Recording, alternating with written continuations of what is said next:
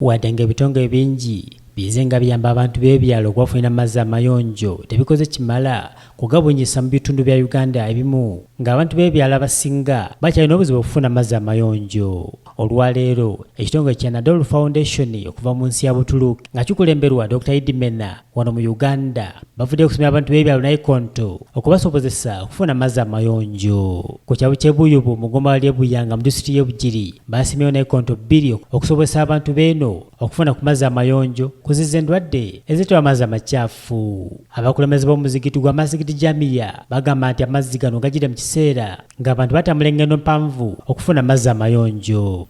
Tulina obuzibu n'obwetaavu obw'amaadhi ng'era amaadhi ago obwetaavu bw'amaanyi no akaalo kona abantu betaavu bakiki b'amaadhi.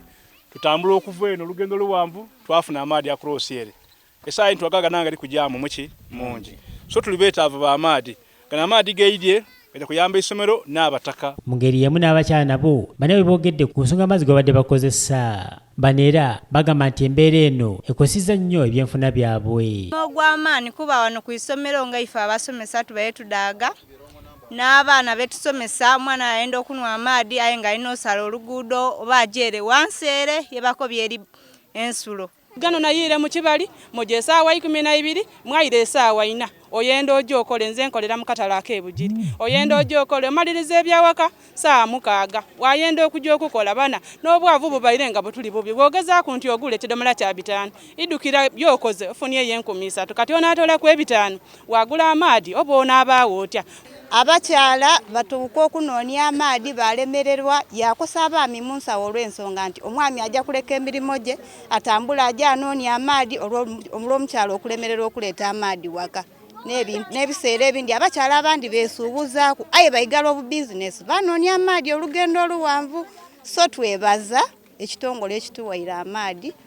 Nga tuvudde e Bugiri ate tweyongeddeyo paka Buyengo mu disitulikiti y'e Jinja era okutongoza Naikonto 2 endala okuwa abantu b'Ejinja amazzi amayonjo.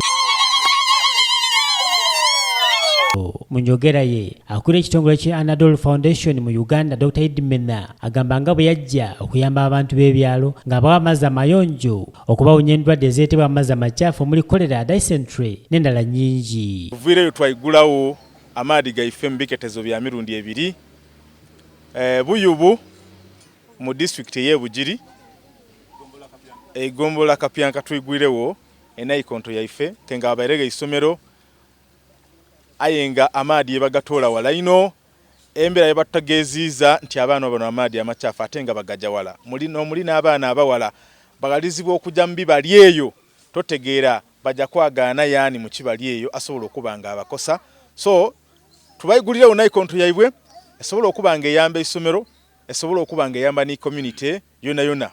Wabula Idi yenyamidde nnyo olw'ebbula ly'amazzi mu byalo nga bwe likosizza nnyo ebyenfuna ng'abantu abasinga bamala obudde bungi mu kunoonya amazzi eno nga bizinesi zaabwe zigwa ate ng'ogafuna bamala gasasulira wakati wa nusu 5 ne 2. Amaadhi gakugula lwisi bajja ku maadhi balwayo bajja okwera n'abeekaka babalowookeza emize emibi nti oba ava mu bwenzi sobola okujja ku Naikonto essaawa 10 wava essaawa 2 ed'obwire kubanga layini mpanvu ate gawungawunga so tubateereye amaadhi ago basobola okuba nga n'abatasobola kugula maadhi basobola okuba nga bafuna amaadhi ag'obwereere n'essaawa eno wetuli Nakivumbi okuba nga tuyigulire abantu ab'e Buyengo ab'e Nakivumbi amaadhi gano bona ebizibu n'ebirala ebyo basobola okuba nga gabambaku.